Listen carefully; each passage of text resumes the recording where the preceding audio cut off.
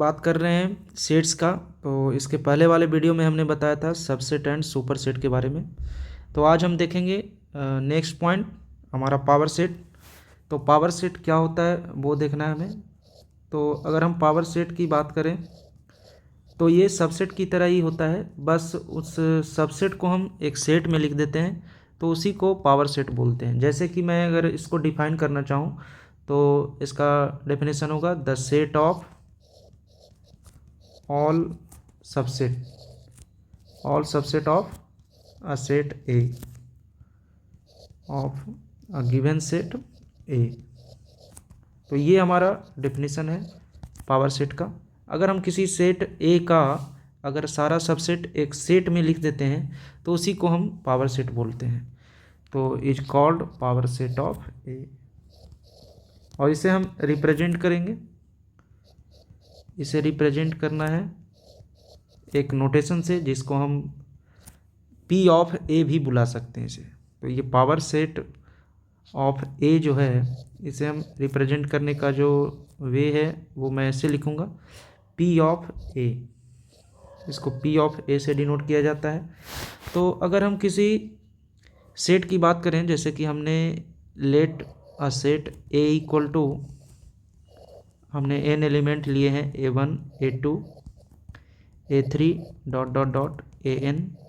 तो अगर हम यहाँ पे देखें तो number of A equal to n है। तो हमारे पास n एलिमेंट्स हैं। तो हमने इसके पहले वाले वीडियो में देखा था कि नंबर ऑफ सबसेट जो होता है वो 2 की पावर n होता है। तो number of A equal to तो हमने n लिया है। तो number of P of A क्या होगा, अगर हम पी ऑफ ए की कार्डिनलिटी देखना चाहते हैं, मतलब पी ऑफ ए में कितने एलिमेंट होंगे अगर उसको पता करना है तो उसकी वैल्यू क्या हो जाएगी 2 की पावर n, क्योंकि टोटल नंबर ऑफ सबसेट क्या होता है 2 की पावर n ही होता है। तो नंबर ऑफ पी ऑफ ए का जो फॉर्मूला आएगा वो आएगा 2 की पावर n अगर सेट ए में n एलिमेंट्स हैं। तो अगर हम इसका एग्जांपल देखें तो जैसे मैं यहाँ पे एक एग्जांपल ले रहा हूँ, एक छोटा सा सेट लेते हैं, जैसे इफ़ ए इक्वल टू 1 2 3। हमने एक छोटा सा एग्जांपल लिया है। तो अगर हम इसका पावर सेट लिखने की कोशिश करेंगे तो पावर सेट में पहले हमें क्या लिखना पड़ेगा, पहले हमें 5 लिखना पड़ेगा, क्योंकि एम्प्टी सेट सारे सेट का सबसेट होता है। तो 5 हमने लिख लिया। उसके बाद 1 1 मतलब एक एक एलिमेंट लूँगा मैं हर एक सेट में। उसी तरीके से 2 हमने ले लिया, उसी तरीके से 3। तो ये टेकन 1 एट अ टाइम है। उसी तरह आप 2 2 भी यहाँ पे ले सकते हैं, जैसे कि 1 2 हो जाएगा। उसी तरीके से 2 3 ऐसे ही तो सबसेट लिखते हैं। हमने इसके पिछले वीडियो में भी बताया था इस तरीके से लिख के। तो 1 3 हो गया ये। और फिर लास्ट में आप क्या ले लोगे 1 2 3। तो ये जो काउंटिंग आ रही है हमें 2 की पावर 3 की अगर हम बात करें तो 8, तो 4 3 7 1 8। तो P of A, number of P of A भी क्या होगा 8 हो रहा है यहाँ पे। तो हम ऐसे ही पावर सेट लिखते हैं, पहले हम एम्प्टी सेट लिखते हैं, उसके बाद 1 at a time, 2 at a time, 3 at a time, last में हम ये पूरा सेट हमें मिल जाता है ये। तो पावर सेट ऑफ ए यही होता है। तो पावर सेट का ये डिफिनीसन हो गया। अब हम आएंगे डिसजॉइंट सेट के बारे में बात करेंगे। तो डिसजॉइंट सेट की अगर हम बात करें तो डिसजॉइंट सेट हमारा जो होता है उसमें दोनों सेट जो हम लेंगे, इस डिसजॉइंट सेट हमेशा 2 सेट में देखते हैं। तो अगर हम दोनों सेट लेते हैं, कोई 2 सेट ए और B, if 2 sets A and B, if 2 sets, इसका दूसरा नाम म्यूचुअली एक्सक्लूसिव भी है, जो कि प्रोबेबिलिटी में यूज होता है। वहाँ पे भी इवेंट की बात होगी और वहाँ पे उनका इंटरसेक्शन 5 होगा। तो if 2 sets A and B are such that they do not have any elements in common। कोई एलिमेंट्स अगर कॉमन नहीं है तो हम उसे डिसजॉइंट सेट बोलेंगे। अगर हम इसका वेन डायग्राम बनाएं तो इसका कैसा आएगा वेन डायग्राम, जैसे कि मैं यहाँ पे एक वेन डायग्राम, एक रेक्टेंगल ले लेता हूँ। ये हमारा रेक्टेंगल हो गया और ये सेट ए लिया हमने, ए सेट बी लिया। तो अगर हम इन सेट्स को देखें ए और बी को, तो इसमें कुछ भी कॉमन नहीं दिख रहा है, और अगर ये टच भी करेगा तो भी ये डिसजॉइंट सेट ही रहेगा, क्योंकि इनमें कुछ भी कॉमन नहीं है। अगर मान लो कि सर्कल हमने यहाँ पे ड्रॉ किया और दूसरा सर्कल इस तरीके से ड्रॉ किया जो कि टच कर रहे हैं, तो भी ये सेट्स डिसजॉइंट ही होगा, मतलब इसमें कुछ भी इंटरसेक्शन नहीं आया। तो ए इंटरसेक्शन बी इसमें क्या होता है, फाई होता है, एक एम्प्टी सेट होता है, तो हम उसे डिसजॉइंट सेट्स बोलते हैं। तो ये हमारा पावर सेट हो गया और ये डिसजॉइंट सेट हो गया। डिसजॉइंट सेट का वेन डायग्राम हमने इस तरीके से ड्रॉ किया। तो हमने पावर सेट देख लिया, सबसेट देख लिया, सुपर सेट देख लिया, डिसजॉइंट सेट देख लिया। अब हम आते हैं यूनियन ऑफ टू सेट्स पे। तो यूनियन ऑफ टू सेट्स होता क्या है, यूनियन ऑफ टू सेट्स। तो अगर हम यूनियन ऑफ टू सेट्स की बात करें तो इसको हम अच्छे से देखेंगे, क्योंकि ये बहुत इंपॉर्टेंट है। ईजी तो है ही, लेकिन इससे पीएनसी का कॉन्सेप्ट यूज करके जब बनाया जाता है तो उसमें नंबर ऑफ एलिमेंट्स काउंट करने के लिए पूछा जाता है कि यूनियन में कितने एलिमेंट्स हैं। तो उस समय आपको ध्यान रखना होगा कि यूनियन का एग्जैक्टली एलिमेंट वाइज क्या प्रॉपर्टीज होता है। तो पहले तो हम इसको डिफाइन कर लेते हैं। तो union of two sets A and B, union of two sets, इसका रिप्रेजेंटेशन तो आपको पता ही होगा, two sets A and B denoted by A, और यहाँ पे यू का साइन देते हैं, और ये बी। तो A union B is the set consisting of all elements, consisting of all elements which in A और इन बी और इन बोथ,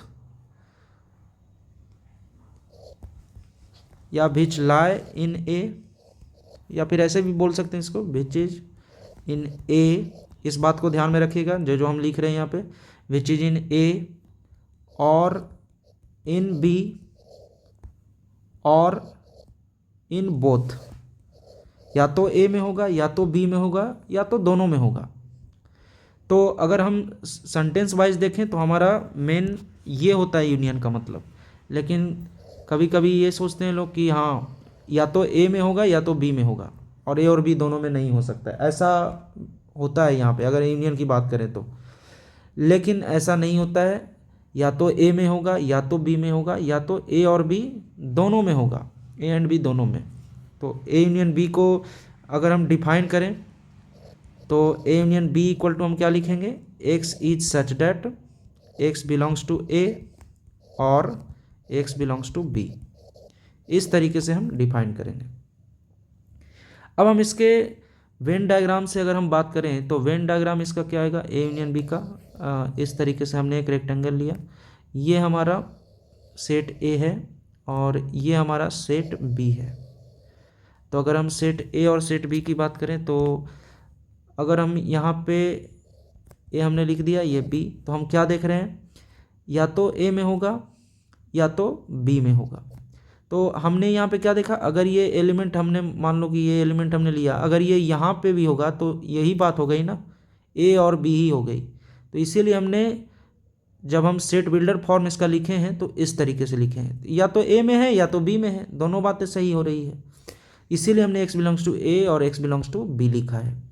तो इसका मतलब ये होता है। मतलब अगर हम इसके वेन डायग्राम की बात करें तो अगर शेडेड रीजन हम ड्रॉ करें तो ये सारा शेडेड रीजन जो आएगा दोनों सर्कल का, वो क्या कहलाएगा, ए यूनियन बी कहलाएगा। इस पूरे शेडेड रीजन को हम ए यूनियन बी बोलेंगे, और इस रीजन को हम क्या बोलते हैं, ए इंटरसेक्शन बी बोलते हैं, ए इंटरसेक्शन बी। तो अगर हम क्लियरली इसको बोलना चाहें तो क्लियरली इसका मीनिंग है, हम यहाँ तक तो पता ही होता है, लेकिन ये जो क्लियरली मैं लिखने जा रहा हूँ, अगर कोई लिख दे x belongs to A union B, तो इसका एग्जैक्ट मतलब क्या है, if x belongs to A union B, तो इसका एग्जैक्ट मतलब है कि x या तो a में है या तो b में है। ये है इसका मतलब, x बिलोंग्स टू a और x बिलोंग्स टू b। तो इस बात को हम अच्छे से समझेंगे। और अगर किसी ने लिख दिया कि x not belongs to A union B, x not belongs to A union B. तो इसका मीनिंग क्या होगा? अगर x not belongs to A union B है तो एक्स ना तो ए में है, x does not belongs to A, and यहाँ पे और नहीं होगा, यहाँ पे एंड होगा। तो एंड और का मतलब आपको पता होगा, x not belongs to B. तो ये मतलब आपको ध्यान में रखना होगा। जैसे कि हमने यहाँ लिखा कि जब not belongs to A union B होगा मतलब दोनों में से किसी में नहीं है, पूरे सर्कल में ही नहीं है, मतलब ये ना तो ए में है एंड ना तो बी में है। मैं एंड की बात कर रहा हूँ। और यूनियन का मतलब क्या हुआ, या तो ए में है या तो बी में है। तो सेंटेंस को अच्छे से समझना है यहाँ पे। अगर यूनियन का अच्छे से डिफिनीशन पता होगा तो आप काउंटिंग में गलती नहीं करोगे। और इस बार अप्रैल 25 में सेट और पीएनसी का यूज करके ऐसे काउंटिंग वाले क्वेश्चन बहुत आने वाले हैं, तो आपको ये ध्यान में रखना होगा। अब अगर हम बात करें इंटरसेक्शन ऑफ टू सेट्स की, इंटरसेक्शन क्या होता है? Intersection of two sets. तो अगर हम इंटरसेक्शन की बात करेंगे तो यहाँ पे बस एक ही डेफिनेशन हमें ध्यान में रखना है, जो कि क्या होता है, the set consisting of all the common elements of A and B. वैसा सेट जिसमें ए और बी दोनों का कॉमन एलिमेंट हो, उस सेट को हम क्या बोलेंगे? उस सेट को हम बोलेंगे intersection of two sets A and B. तो अगर हम इसको डिफाइन करें तो the set consisting of all the common elements, जो दोनों में कॉमन है। अब इसको भी डिनोट करने का एक तरीका है। तो कैसे हम इसे डिनोट करेंगे? जैसे हमने यहाँ पे यू लिखा था वैसे ही हम इसको लिखेंगे। तो इसको डिनोट किया जाता है ए इंटरसेक्शन बी को इस तरीके से, ये नोटेशन है इसका, ए इंटरसेक्शन बी। इसको हम क्या पढ़ते हैं? A intersection B. और ए इंटरसेक्शन बी का मतलब क्या होता है कि x is such that x belongs to A and x belongs to B. वहाँ पे हमने क्या यूज किया था? वहाँ पे हमने और का यूज किया था, लेकिन हमने यहाँ पे एंड का यूज किया है। अब अगर हम बात करें वैसे ही क्लियरली अगर हम कॉन्सेप्ट देखें तो पहले तो हमें इसका वेन डायग्राम देखना होगा। ये रेक्टेंगल हो गया, अगर हमने दो सेट लिया ए और ये सेट हमारा बी है, तो ये जो कॉमन रीजन आपको दिख रहा है ए और बी में, ये कॉमन रीजन को हम क्या बोलते हैं? ए इंटरसेक्शन बी बोलते हैं। और अगर हम क्लियरली अगर एलिमेंट के बारे में बात करेंगे तो क्लियरली में आपको ये देखना होगा कि पहला, अगर x ए इंटरसेक्शन बी में बिलोंग कर रहा है, if x belongs to A intersection B, then इसका एक ही मतलब है कि x belongs to A and x belongs to B, यही इसका मतलब है। तो आपको ये ध्यान में रखना होगा।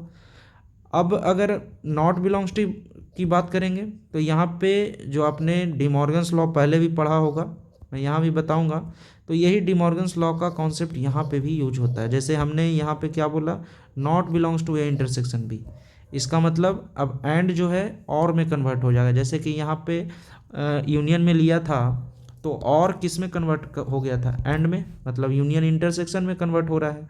उसी तरीके से यहाँ भी होता है। अगर ए एंड बी दोनों में नहीं है एक्स, तो वो ना तो ए में है, x not belongs to A, and x not belongs to B, वो दोनों में नहीं होगा। तो इसकी ही हम बात कर रहे हैं। तो ये आपको ध्यान में रखना होगा, x not belongs to A and x not belongs to B. अगर यहाँ पे हमने क्या यूज किया था? यहाँ पे हमने एंड यूज किया था, और यहाँ पे हमने यहाँ एंड यूज किया है तो यहाँ पे और यूज करेंगे। तो डिमॉर्गन्स लॉ यहाँ पे भी फॉलो हो रहा है। तो x not belongs to A और x not belongs to B, या तो ए में नहीं है या तो बी में नहीं है। अगर ए इंटरसेक्शन बी में नहीं है तो दोनों में से किसी एक में हो सकता है, लेकिन या तो ए में नहीं है या तो बी में नहीं है, दोनों में से किसी एक में हो सकता है। यहाँ पे और की बात हो रही है। तो ये हमने element wise intersection of sets देखा और यूनियन ऑफ सेट्स देखा, और इसके पहले हमने डिसजॉइंट सेट्स के बारे में पढ़ा और पावर सेट के बारे में पढ़ा। तो ये हमने टाइप्स देख लिए, जो उसमें इंटरसेक्शन यूनियन क्या होता है दो सेट्स में, वो हमने देखा। तो नेक्स्ट वीडियो में हम आपसे बात करेंगे डिफरेंस ऑफ सेट्स का, और ऑर्डर्ड पेयर और अनऑर्डर्ड पेयर को कनेक्ट करेंगे, और साथ में पीएनसी के साथ सेट्स के कुछ क्वेश्चन मैं अगले वीडियो में आपके साथ डिस्कस करूँगा।